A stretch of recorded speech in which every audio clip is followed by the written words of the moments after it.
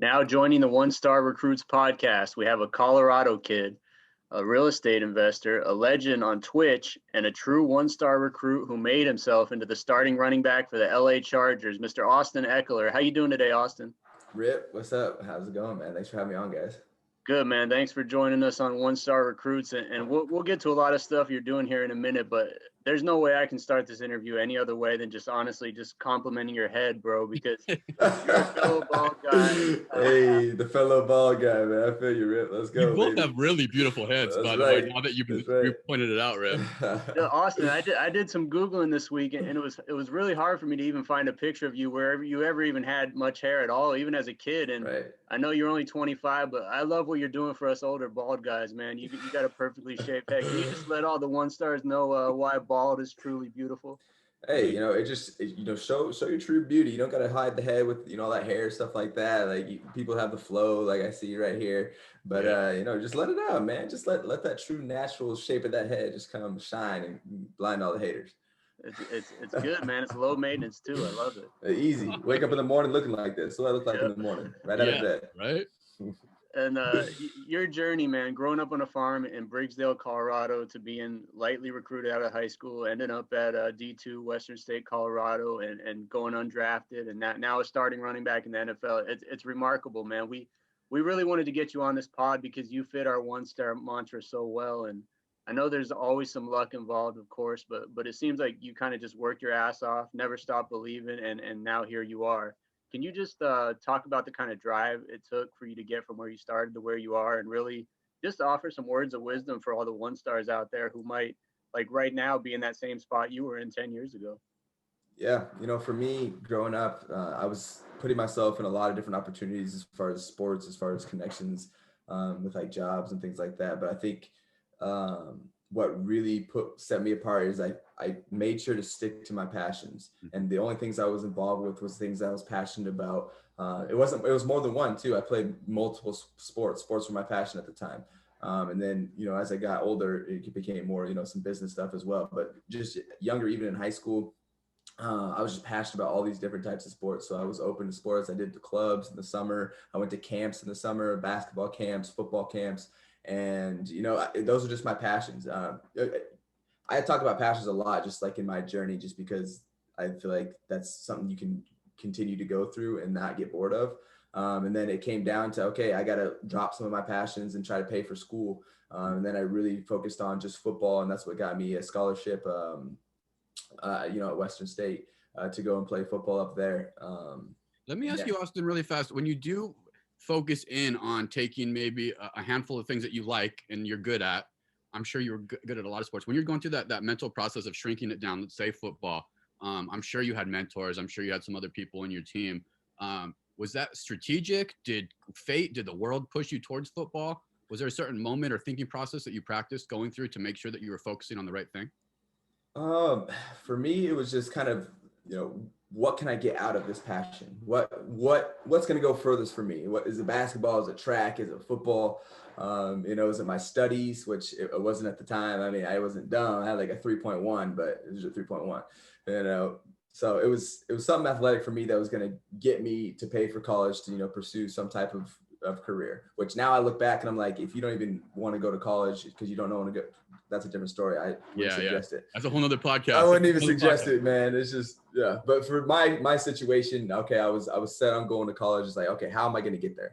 How am I going to put myself in a position to pay? Because my mom, she was a single teacher. And so, she's not going to be able to afford that. So I had to find my own means to pay for my school. And that's what sports, offered for me. And it was something I was passionate about too. So that's how it kind of narrowed down. And that was what I was best at, was football. Yeah. It paid off. You made the right choice, brother. I mean, for sure. Yeah. That's some deep vision from like a 16-year-old. Where'd you get that from? Did you just have a plan all along? Looking back, that wasn't my mindset. That was my mindset. I just loved doing the things that I was doing. And that was my mindset at the time. But now I look back and I realize how important that was, because it allows me to continue and not get bored or burnt out on these things.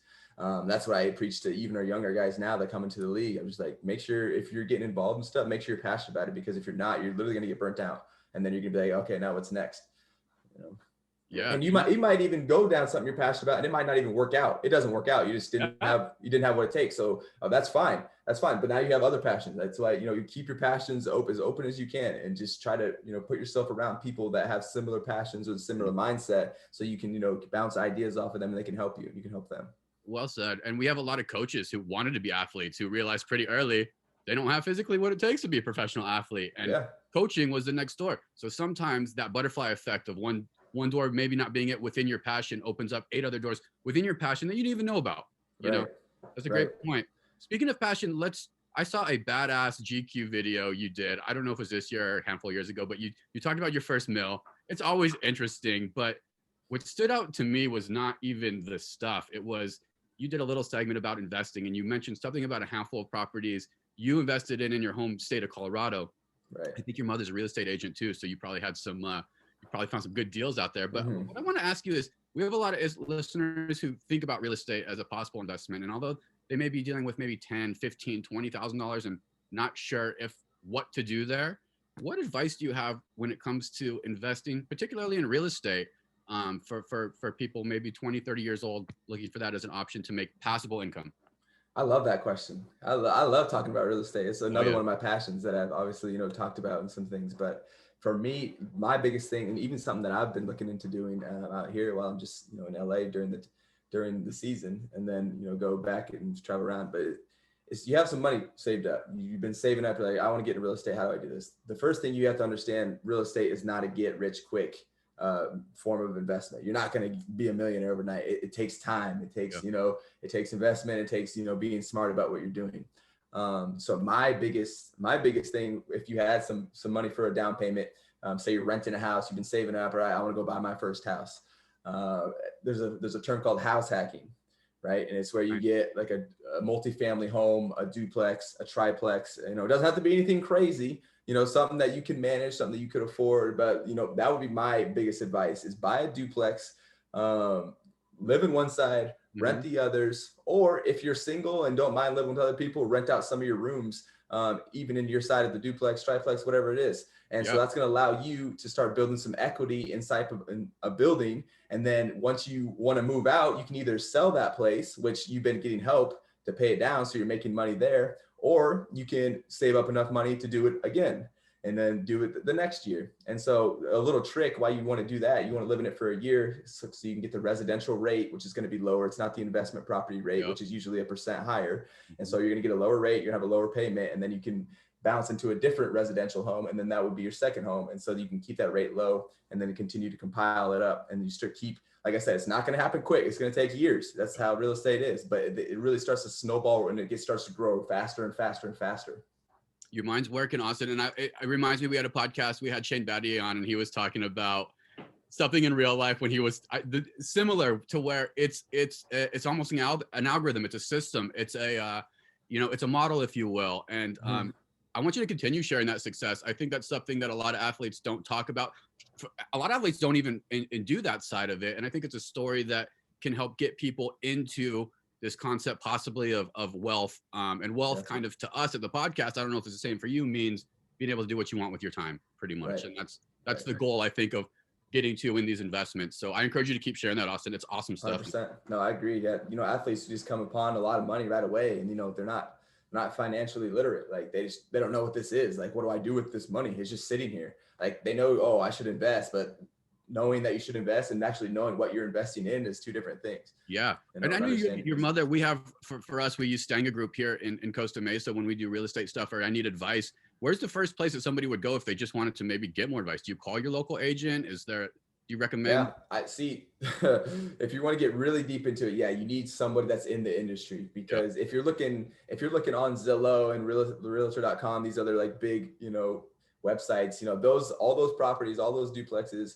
have all been skimmed through, so those are the ones that those are the ones that people didn't want. So they throw it on Zillow and like, hey, someone else buy this, please.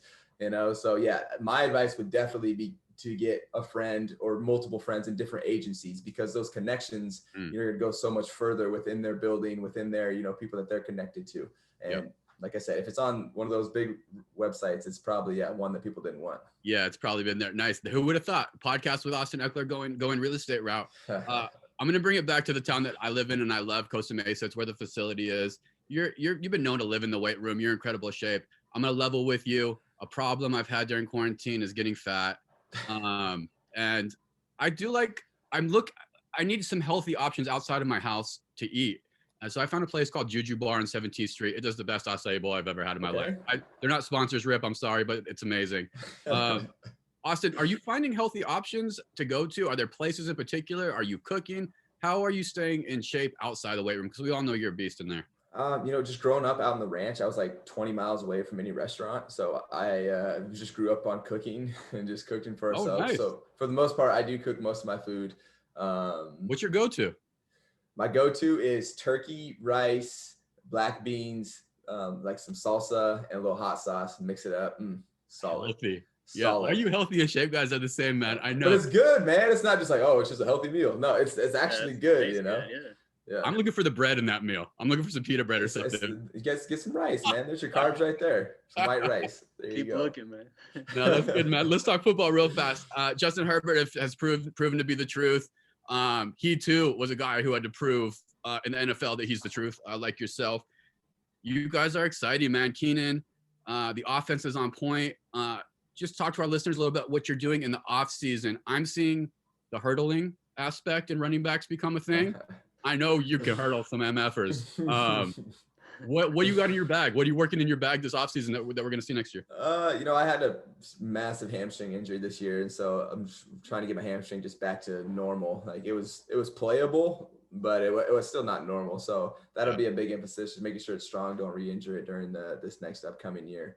But then it's just going to be getting back to my speed, getting back to full speed, getting back to my strength, my explosiveness.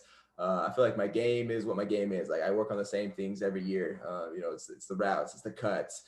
It's just watching film. It's the mental part of the game. Oh, yeah. But now it's going to be, how can we implement it with this new coaching staff? So that's what I'm looking forward to. My body is, my skills are what they are. That's what's gotten me this far. That's what's had success. And now it's like, okay, let's see what the coaches are cooking up and see if we can make some new chemistry and make a run. They got the best recipe in the cupboard with you, man. I mean, if I had to pick some recipes out of the cupboard, I'm grabbing you and probably Alvin in New Orleans pretty quick at the running back position, man. So I'm pumped as an OC guy, as an LA guy. We're looking forward to it. Heck yeah, man. As am I. Hopefully we get some fans up in SoFi, man.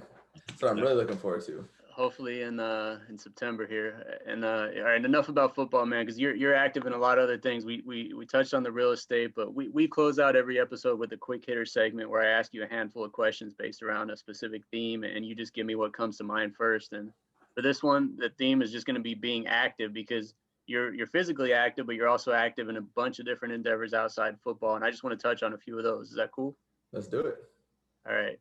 You're a big gamer, and I mentioned off the top that you're huge on Twitch. You got, I think, almost 25,000 subscribers there. It's such a big thing now, Twitch. What do you like most about that platform, and what's your go-to game?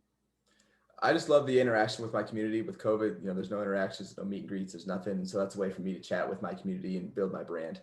But my go-to game on there is probably Call of Duty, because I like to play with the community and not just let them just sit me watch them, or let them watch me play the game. I like to play with them. Yeah. What's your handle? Put in the show notes. We're gonna get with our guy Pete. And let's go. I already got too many friends on there. My community's all in my Call of Duty. I literally can't find friends anymore because I just have hundreds. You went even deeper. You started Gridiron Gaming Group to help other athletes build the infrastructure of their streaming platforms. And I know you have some NFL guys on board, including a couple of teammates, and even I think an LA Dodger. Where do you see that going, man? Are you going to get some NBA guys on board too? Those guys are huge gamers. Yeah, I actually have we're stretching out as far as we can. I have a call with a NASCAR driver today. Oh, there we go. The thing is, Gridiron Gaming Group is, like I mentioned, how my streaming is just a way for us to connect with our community, build our brands in a different way. I've had so many opportunities that I didn't even know, or I would have never gotten if I wasn't streaming. And I'm just like, I can help other people get these opportunities. So that's what the group's about. It's about just presenting ourselves. Hey, this is what we can offer to you, as sponsors or to our community, and then just, take advantage of that. It seems like it kind of blends your gaming passion too, plus your passion to kind of help others, expand their platform. Right. I told you I'm all about passions. And so like, that's where if you talk to me, you talk about what I'm involved in, you're going to see how it fits into my life as one of my passions that I have. I see it, man. And another passion you clearly have is your foundation, the Austin Ekeler Foundation. You just announced your first major project, which I think was in Santa Barbara. Can you give us a minute on what you're doing through your foundation to help other people achieve their goals? Yeah. So the foundation, the main goal is to, implement resources into communities, schools where they're lacking because of funds, because of just exposure, because of the town. There's places you can help all across the nation. So, I mean, we can only help so much right now. So we're helping with our first project up in Santa Barbara. They're just, it's like 7% free and reduced lunch. Like everything they get from there is donations. It's a nice area to live if you can afford it, but for the most people, that's not where they live for the school. So that's how that opportunity came to be, helping them out. They only have, I think they have like 1.5 gyms for like 2,200 students. And so it's like, there's obviously a need here.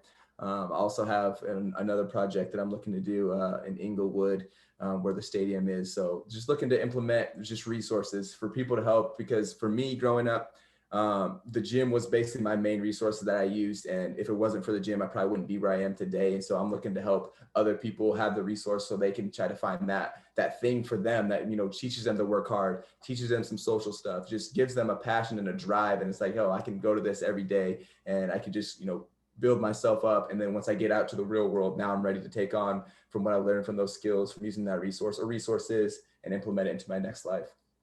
And Rip and I want to throw it out there to you, Austin. If there's ever a volunteer opportunity, we'll share it on our podcast. Rip and I would like to learn with you to build fences. I know that's another thing that made you really. Oh my God! Actually, not at 6 in the morning though. And maybe you put up 35 miles of fencing on a project at one point in time. So I'm thinking I'm not manly enough. And if there's a volunteer opportunity through the foundation at any point in time, me and Rip will be out there, and we're down to fence. Hey, there was probably one of the lower parts of my life where I actually hated building fence, but it literally taught me how to work hard. Like there was no complaining. It was just get the job done and that's it. There's no easy way to build a fence, man. Not a chance. It's just straight manual labor. All right, man, to close it out, we covered a lot here in this interview, but, back real quick to football because that's your main job. And you guys have, like you mentioned, you want to see some fans back in SoFi, and I think everyone else does too. But you guys, DK mentioned, you got Justin Herbert, the best young quarterback in the league, a new head coach, a lot of guys returning, aside from just staying healthy, which was kind of tough this year. And the Chargers always seem cursed to get those injuries. What's the key for you guys to end the season at home in the Super Bowl in SoFi next year, a year from now? Man, that'd be something, huh? Play your first Super Bowl at home. Ooh. That'd be something. Man, it's the same. It's the same for every team every year, and it's just how are we going to find our formula for success, and what does that look like for our team? And, we have certain players, we have coaches now. And so now it's how can we implement ourselves to put ourselves in situations to win, which I feel like we were in that last year. We were in a lot of our games, we were up, and then we ended up, coming up short. But it's like, okay, we have the skills to score points, to stop them on defense, to actually put ourselves in position to win. But how do we finish the game? And it's going to come down to, our tactics. It's going to come down to us being consistent and making plays. And so I'm hoping our coaches and our players are getting ready to put ourselves in positions to have success, to make those plays, and to show that, hey, we can make a playoff run and even get to that Super Bowl at the end of the year. And SoFi Stadium at home, big hype. Let's go. You got me pumped, man. You got me pumped. Thank you so much for joining the podcast. I would do a disservice to myself if I didn't ask you. Your facility is beautiful here in Costa Mesa, and it was right by Kobe Bryant's business offices. Rest in peace, Kobe. Did you have any passing with Kobe? Did you have any experience, any memories of him? Share with our listeners. Yeah, he talked to us a couple times, actually. We just had a connection with him that brought him in to talk to the entire team. But I think one of the things that stuck with me that he mentioned is just how laser focused he was. And he mentioned just like a metaphor, or your analogy, I guess he was saying like a lion that's focused on its prey, looking through the grass, like there's grass in his eyes. There's flies flying around and you see right through it. You see right through it. You keep your eyes on the gazelle, wherever that lion's looking at, whatever your goals are, whatever your passions are. And he said, that's how he looked at life. He said, there's all these distractions, but none of that mattered to him because he's going for one goal and one goal only. Yeah. And I think I bring it up because I think you also have the Mamba mentality. I'm pumped about next year. Where can our listeners find you on social or anywhere that we can direct them to for next steps they want to be involved in with Austin Ekeler? Yeah. Come check out our Super Bowl event, February 7th at 10:30. Find me on Twitch at Austin Ekeler. Appreciate it. You guys come check out the vibes. I do giveaways, signed card giveaways, Wilson football giveaways, all that stuff. So it's a good time. It's good, just experience for us to connect, and we can chat a little bit. We'll put that all in the. Maybe in the future we can have you in the studio here. We're here locally. That'd be sick. So, anything to keep telling your story. I'd like to dig in maybe in another episode a little bit more on the real estate stuff. A lot of our listeners are trying to find a way to now invest in their future, and I think it's a great way personally. So yeah, I mean, I got real estate. I have this lamp company. We make like decor lamp stuff like that. Like we can get into business for sure. Let's do it. Entrepreneur, man. Let's do it, man. Thank you, man. All right, guys. Hey, you're a legend. We appreciate your time.